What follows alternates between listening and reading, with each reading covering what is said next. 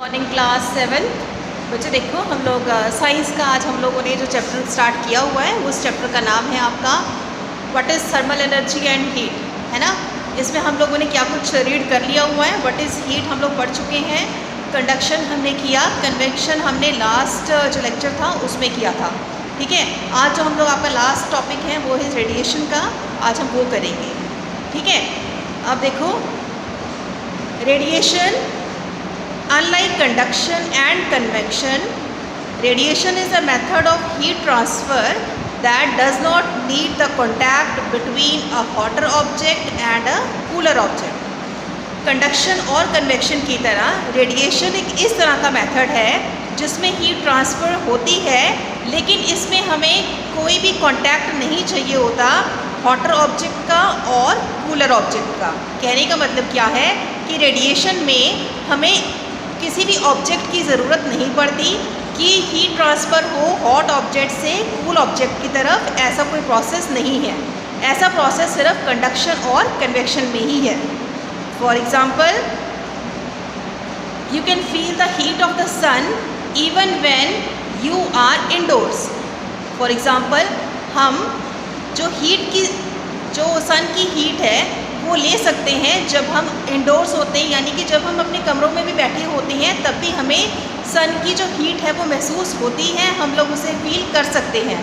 ठीक है, similarly we can feel the heat of fire. उसी तरह से आग की हीट जो है, फायर की जो हीट है उसे भी हम लोग फील कर सकते हैं फ्रॉम अ डिस्टेंस।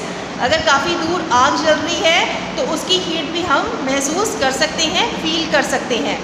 दस heat can flow in the form of waves. तो हम कहेंगे हीट जो है वो वेव्स की फॉर्म में क्या करती है, फ्लो करती है, and this is known as radiation, और इसे बोला जाता है radiation. These waves can move through vacuum. Vacuum का मतलब है खाली जगह, खाली जगह से भी ये वेव्स जो है मूव कर सकती हैं। Heat can be transferred through an empty space bye radiation. Next देखो, वैक्यूम और thermos flask. A thermos flask is used to maintain the temperature of liquid kept in it. हम लोग थर्मस फ्लास्क के अंदर कोई भी लिक्विड को अगर रखते हैं, जिस फॉर्म में रखा जाता है वो उसी फॉर्म में रहता है। अगर हमने ठंडा कुछ डालना है आपके थर्मस फ्लास्क में, अगर आप वाटर लेके आते हो ठंडा, अगर उसे ठंडा रखना है तो आप थर्मस फ्लास्क का यूज़ करते हो। क्यों? क्योंकि थर्मस फ्लास्क के अंदर क्या होता है, जैसा आप लिक्विड रखते हो उसी फॉर्म में रहता है। It keeps the hot liquid, hot और cold liquids cold for a longer time. अगर आप हॉट लिक्विड डालते हो तो हॉट रहेगा, कोल्ड लिक्विड डालते हो तो कोल्ड रहेगा काफ़ी टाइम तक। The flask is made up of double walled glass vessels with vacuum. ये फ्लास्क जो है डबल वॉल्ड ग्लास का बना होता है जिसमें कि वैक्यूम क्रिएट होता है। Vacuum means no air between the walls. जो डबल वॉल्ड होती हैं, दो वॉल्स बनी होती हैं थर्मस फ्लास्क में, इनके बीच में वैक्यूम होता है। वैक्यूम का मतलब है इनके बीच में कोई एयर प्रेजेंट नहीं होती। Glass being a poor conductor of heat. अब ग्लास आपको पता है कि पुअर कंडक्टर ऑफ हीट है, इसमें से हीट पास नहीं होती। Reduces the transfer of heat from inside the flask as well as outside of it. ना कोई हीट अंदर से बाहर और बाहर से अंदर जाने के कोई चांसेस नहीं होते, बिकॉज ग्लास जो है वो पुअर कंडक्टर ऑफ हीट माना गया है। Heat that could be transferred through radiations is reduced by silvering the walls of vacuum flask. This reflects the heat rays either trying to enter the flask from outside or leave the flask from inside. ठीक है, तो इसमें हम लोगों ने देखा कि आप देख रहे हो ये पिक्चर बनी हुई है आपकी फ्लास्क की। ये आपका थर्मस फ्लास्क है, ये प्रोटेक्टिव कवरिंग है उसकी, और ये नीचे डाला हुआ है आपका स्प्रे। ठीक है, इंसुलेटेड स्टॉपर होता है इसके ऊपर, सिल्वर्ड इसका सरफेस होता है। आपने देखा ये थर्मस फ्लास्क मोस्टली जो है वो सिल्वर्ड सरफेसेस होते हैं। डबल्ड वॉल्ड का कंटेनर है, डबल्ड वॉल्ड के अंदर वैक्यूम क्रिएट होता है, और ये जो लेयर बनी हुई है ये किसकी बनी होती है, ग्लास की, क्योंकि ग्लास जो है वो पुअर कंडक्टर ऑफ हीट है। ठीक है बच्चों, उससे नेक्स्ट देखो मेजरिंग टेम्परेचर। टेम्परेचर को इस तरह से मेजर किया जाता है।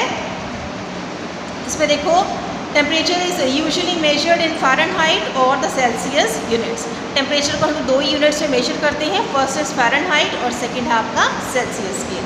ठीक है, फ़ारेनहाइट स्केल देखो, this temperature scale is named after Gabriel Fahrenheit. who proposed in it 1724, he sets the freezing point of water at 32 degrees Fahrenheit. Scale का नाम फ़ारेनहाइट इसलिए है क्योंकि इसकी खोज जो है गैब्रियल फ़ारेनहाइट ने की थी। उन्होंने क्या किया, फ्रीजिंग पॉइंट ऑफ वाटर को 32 डिग्री सेंटीग्रेड पे उन्होंने वाटर को रख दिया and boiling point of water उन्होंने लिया 212 डिग्री पे। ठीक है, तो उन्होंने फ्रीजिंग पॉइंट रखा है 32 डिग्री पे, बॉइलिंग पॉइंट ऑफ वाटर रखा है 212 डिग्री पे। और दूसरा है आपका Celsius scale. Around 1743 Andreas Celsius invented the Celsius scale. He determined the freezing temperature of water to be at 0 degree and boiling point of water to be 100 degree. Celsius ने क्या किया, वाटर को 0 degree पर fridge किया है और 100 degree पे उसने वाटर को बॉईल किया है। तो ये आपका बॉइलिंग पॉइंट ऑफ वाटर है। फ़ारेनहाइट में 212, फ्रीजिंग पॉइंट है 32, सेल्सियस में 100, बॉइलिंग फ्रीजिंग 0। ठीक है बच्चों, उससे नेक्स्ट देखो, नेक्स्ट है आपका clinical thermometer measuring the body temperature, जो हम बॉडी का टेम्परेचर मेजर करने के लिए यूज़ करते हैं, यानी कि clinical thermometer. When you have a fever, you may have used a clinical thermometer to measure your body temperature. जब भी हमें फीवर होता है हम लोग क्लिनिकल थर्मोमीटर यूज़ करते हैं अपना बॉडी के टेम्परेचर को मेजर करने के लिए। The commonly used clinical thermometer is made up of a narrow tube of thick glass.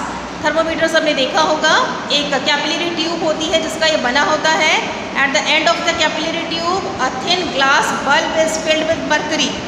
जहाँ पर इसका एंड होता है कैपिलरी ट्यूब का, उसके एंड पे एक बल्ब लगा होता है जो कि मर्करी से फिल्ड होता है, उसमें मर्करी भरी रहती है।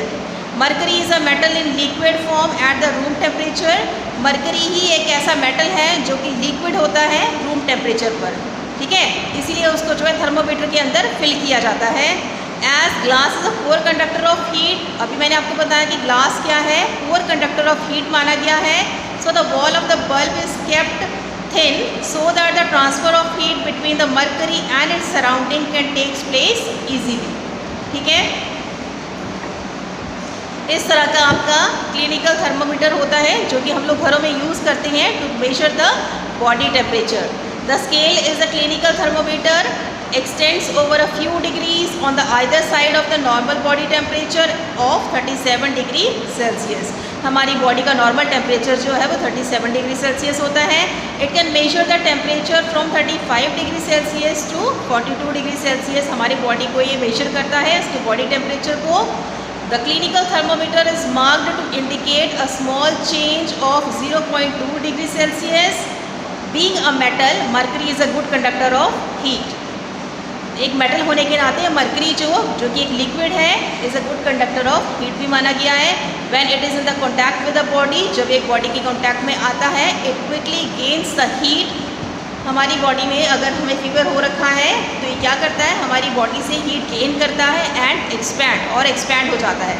As a result the mercury moves upward in the capillary tube. Capillary tube में हमारा बॉडी टेम्परेचर जो है वो राइज कर जाता है। If you observe the clinical thermometer you will find a constriction in the capillary tube just above the bulb. हमें इसी में एक कॉन्स्ट्रिक्शन दिखाई देती है, आपने देखा होगा अगर आप थर्मोमीटर में देखोगे कॉन्स्ट्रिक्शन इस तरह की दिखाई देती है आपको just above the bulb, bulb के जस्ट ऊपर। This prevents the mercury from moving down once it is risen due to increase in temperature.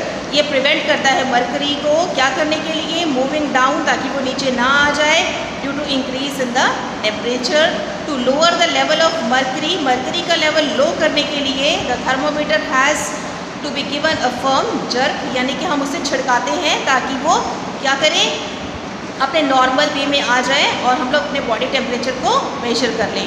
The normal body temperature is mark to be 37 degree Celsius on a clinical thermometer. मैंने भी आपको बताया कि कितना होता है, 37 degree Celsius हमारी body का नॉर्मल टेम्परेचर है। But it is the body temperature of every healthy person exactly as 37 degree Celsius. पर आपको पता है कि हर एक हेल्दी पर्सन का जो बॉडी टेम्परेचर है क्या वो 37 डिग्री सेल्सियस होता है, ये आपने बताना है। ठीक है,